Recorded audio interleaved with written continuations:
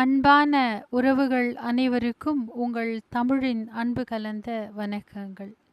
சில துயர சம்பவங்கள் சில நாட்களுக்கு முன்னதாக நடைபெற்று பல கண்ணீர் பொங்கும் சம்பவங்கள் நம் கண்முன்னே நடந்தேறியது. இதற்கு என்ன காரணம், யார் காரணம், ஏன் இப்படி நடந்தது, இதில் அரசியல் சூழ்ச்சி ஏதாவது இருக்குமா என்றெல்லாம் பேசுவதை நாம் முதலிலே நிறுத்தி, எதனால் இது ஏற்பட்டது, நாம் முதலில் எந்த அளவுக்கு எச்சரிக்கையாக இருந்திருக்க வேண்டும் என்பதை அடிப்படையான கருத்தாக எடுத்துக்கொள்ள வேண்டும். சமூக வலைதளங்களிலே பயணிக்கும் நம்மை போல சிலருக்கும் மிகப்பெரிய பொறுப்பு இருக்கிறது. ஒரு சாரார் நமக்கு இவங்களை பிடிக்குங்கிற காரணத்துக்காக அவங்களுக்கு சார்ந்த பேச்சையோ இல்லை அவங்கள பிடிக்காதுங்கிறதுக்காக அவங்களுக்கு எதிர்ப்பான பேச்சையோ நாம் பேசி மக்களுடைய மனதில் மேலும் குழப்பத்தை ஏற்படுத்துவதற்கான ஒரு காரணமாக நாம் இருக்கக்கூடாது. நாம் எப்பொழுதுமே நடுநிலை வகிப்பது சிறப்பு. அப்படி நம்மளால் முடியலையா, இந்த பிரச்சனைக்கான காரணம், உண்மையான காரணம் என்னன்னு நம்மளால் ஆய்வு செஞ்சு கண்டுபிடிக்க முடியலையா, நம்ம தரப்பில் அமைதியாக இருப்பது ரொம்பவுமே நல்லது. ஏன்னா நமக்குன்னு ஒரு சப்ஸ்கிரைபர்ஸ் இருப்பாங்க, 1,00,000 பேரோ 2,00,000 பேரோ, அதையும் தாண்டி பல சப்ஸ்கிரைபர்ஸ் இருக்கக்கூடிய யூடியூபர்ஸ் எல்லாருமே இருக்கும். அவங்கெல்லாம் உங்கள் வார்த்தைக்கு மரியாதை கொடுத்து நீங்கள் சொல்கிறது உண்மைன்னு நம்பக்கூடிய மக்களாக கூட இருக்கலாம். ஆனால் உங்கள் வார்த்தையிலே உண்மை இல்லாமல் கூட போகலாம். ஒரு யூகத்தின் வாயிலாக நீங்கள் சொல்லக்கூடிய அந்த வார்த்தை மக்களுடைய மனதில் ஏதோ ஒரு விதத்தில் பாதிப்பை ஏற்படுத்தலாம் இல்லையா? அதனால் சில பிரச்சனைகளை நாம் ஆற போட்டு அது என்ன நடந்தது உண்மையாங்கிற அந்த ஆய்வின் விளக்கத்தை தெரிந்து கொண்டு அதற்கு பின்னராக அதை பற்றி விமர்சிப்பதோ பேசுவதோ சிறந்தது. அது தெரியாமல் நம்மளுடைய இஷ்டத்துக்கு மற்றவங்க பார்த்த விஷயத்த, மற்றவங்க வாயிலாக கேட்ட விஷயத்த நம் வாயாக சொல்லும் பொழுது அது உண்மை இல்லாமல் கூட போவதற்கான வாய்ப்பு இருக்கின்றது. அதனால் இந்த பிரச்சனையில் உயிரிழந்த குடும்பத்தினரில் அந்த குடும்பத்தில் நாமளும் ஒருத்தராக இருந்து அந்த சோகத்தை பகிர்ந்து அவங்களுக்கு நம்மளால் முடிஞ்ச ஆறுதலை சொல்ல முடியும். அவங்களுக்கு எந்த பெரிய ஆறுதலும் இப்போது அந்த இழப்பை ஈடுகட்ட முடியாது தான். ஆனால் ஒரு வார்த்தை, என்ன பண்ணுறது, நம்ம மனிதர்களாக பிறந்து விட்டோம், போய் சேர வேண்டும் அப்படிங்கிறது தான் எல்லாருக்குமே விதிக்கப்பட்ட நியதி. ஆனால் இப்படி ஒரு அகால மரணம் ஏற்படுவதுங்கிறது யாராலையுமே ஏற்றுக்கொள்ள முடியாது. அதுவும் பச்சிளம் குழந்தைகளை எல்லாம் அழைத்து கொண்டு அந்த கூட்ட நெரிசலிலே சென்று, இது யாருடைய தவறாக இருக்கும்? நமக்கு தானே தெரியணும். இந்த மாதிரி கூட்டங்களுக்கு போய் நீங்கள் டிவியில் பார்க்கலாம் நடிகரை, அது தவறே கிடையாது. குழந்தைகளெல்லாம் கூட்டிக்கிட்டு சாப்பிடாம கொள்ளாமல், தண்ணி குடிக்கவும் வழி இல்லாமல், இயற்கை உபாதைகளை கழிப்பதற்கான வழியும் இல்லாமல் அந்த நெரிசலிலே சிக்கி கொண்டு உங்களை நீங்களே பலி கொடுக்கறதுக்கு தயாராயிட்டீங்க அப்படிங்கிறது தான் இதன் மூலியமாக தெரிஞ்ச ஒரு உண்மை. நாம் யாரையும் குறை சொல்ல முடியாது. இந்த இடத்துல பல பிரச்சனைகள் கிளறப்படுகின்றது, பலரை காரணம் காட்டப்படுகின்றது, பலரால் இது நிகழ்ந்திருக்கக்கூடும் என்று பலரால் சுட்டி காட்டப்படுகின்றது.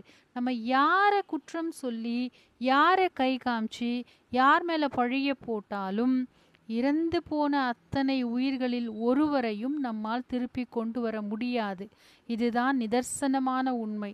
இனிமேலாவது இந்த மாதிரி கூட்டங்கள் கூடும் பொழுது பெண்களையும், கர்ப்பிணி பெண்களும், குழந்தைகளையும், வயதானவர்கள், ஆண்கள் பரவாயில்ல, அவங்க எப்படியாவது தப்பிச்சிருவாங்கங்கிற ஒரு தைரியம் இருக்கும். ஆனால் பெண்களுக்கு அது சாத்தியமில்லை இயல்பாகவேங்கிறது தெரிஞ்சிருந்தும் நீங்கள் தான் போகிறத தடுக்கணும். நீங்கள் தான் உங்களுடைய சுய பாதுகாப்புக்கு போராடணும். நீங்கள் டிவியில் பார்த்துக்கலாம், இந்த நிகழ்ச்சியை பல யூடியூப் சேனல்ஸில் பல முறை நீங்கள் பார்க்க முடியும்.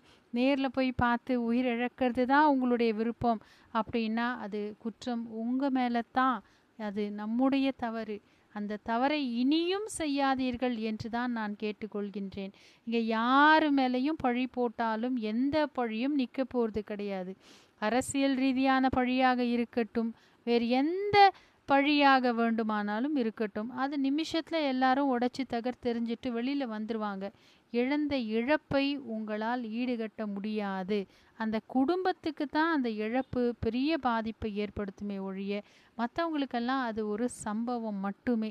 ஆகையினால் பெண்களுக்கு குறிப்பாக நான் வேண்டி கேட்டுக்கொள்கின்றேன், தயவு செய்து இனிமேல் இந்த சினிமா துறையை சார்ந்தவர்களோ இல்லை மிகப்பெரிய பிரபலங்களோ கூட்டம் நடத்துகின்றார்கள் என்று தெரிந்தால் தயவு செய்து குழந்தைகளையும் வயதானவர்களையும் கர்ப்பிணி பெண்களையும் அழைத்து கொண்டு போகாதீர்கள். அது எப்படியாப்பட்ட பெரிய கூட்டமாக வேணாலும் இருக்கட்டும், அதை தொலைக்காட்சியின் வாயிலாக வீட்டில் அமர்ந்தபடியே விமர்சித்தபடியே சந்தோஷமாக குடும்பத்தோடு கண்டு கழிக்கும் அந்த பழக்கத்தை ஏற்படுத்தி கொள்ளுங்க. நீங்கள் போனால் தான் அந்த நிகழ்ச்சி நடக்கும், இல்லைன்னா இல்லைன்னு கிடையாது. அந்த நிகழ்ச்சிக்கு வர வேண்டிய மனிதர்களே தாமதப்படுத்துகின்றார்கள் அப்படின்ற ஒரு குற்றச்சாட்டும் வைக்கப்பட்டிருக்கிறது. அதனால் நம்மளுடைய பாதுகாப்பு பிறரால் தர முடியாது. நமக்கு பாதுகாப்பு நாம தான் தந்துக்கணும். இந்த ஜனநாயக நாட்டிலே 1000 பேசினாலும் பெண்ணுக்கு பாதுகாப்பு பெண்ணால் மட்டும்தான் கொடுக்க முடியும். அவளுடைய சில கட்டுப்பாடுகளால் மட்டுமே அவள் காப்பாற்றி கொள்ள முடியும். இந்த மாதிரியான நிகழ்ச்சிகளுக்கு செல்வதை தவிர்த்து விடுங்கள். இது தப்பே கிடையாது. தவிர்த்துடுன்னு சொல்கிறாங்களே அப்படின்னு நினச்சிங்கன்னா உங்களை நீங்கள் பாதுகாத்துக்கிறதுக்காக நான் பேசுகிற இந்த பேச்சில் எந்த ஒரு குற்றமும் இருப்பதாக எனக்கு தெரியவில்லை. ஆகையினாலே முடிந்த வரையில் பொது கூட்டங்களிலே பெண்கள் பாதுகாப்பை மனதில் முதலில் வைத்து கொண்டு உயிர் சேதங்கள் ஏற்படாமல் இருக்க வேண்டும் என்ற அடுத்த எண்ணத்தை மனதில் வைத்து கொண்டு இதை போன்ற நிகழ்வுகளில் கலந்து கொள்ளாமல் ஒரு 10 நிமிஷம் போய் பார்த்துட்டு வந்தோமா, அதுக்குன்னு காலையிலேருந்து நைட்டு வரைக்கும் இருக்கணுங்கிற அவசியம் கிடையாது. விடிய விடிய ஒருத்தருக்காக காத்துட்ருக்கணுங்கிற அவசியம் கிடையாது. முதல்ல புத்தியை கொஞ்சம் பயன்படுத்துங்க. எல்லாருக்கும் கடவுள் கொடுத்துருக்கான், அதை உள்ளுக்குள்ளவே வச்சு அதை செயலிழக்க வச்சிடாதீங்க. நமக்கும் சிந்திக்கும் திறன் இருக்கின்றது. நாம் எதுக்காக அங்கே போய் அவ்வளவு நேரம் ஒருத்தருக்காக காத்திருக்கணும்? நமக்கு வீட்டில் வேலை இல்லையா? நமக்கு மற்ற செயல்கள் செய்வதற்கான உங்களுக்காக யாராவது வந்து அத்தனை நிமிஷம் காத்திருப்பார்களா? முதல்ல அந்த கேள்வியை கேட்டு பாருங்க.